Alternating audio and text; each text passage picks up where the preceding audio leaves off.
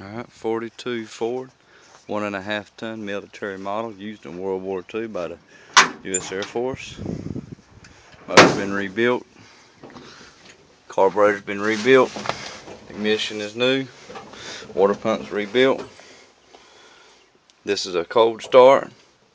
It's not been cranked up for about a week now. Turn the ignition on, pull the choke out.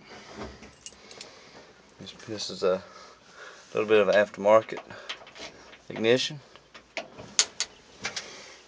Take it, make sure it's not in gear. Parking brake, clutch in, pump the gas one time, and let's crank it up.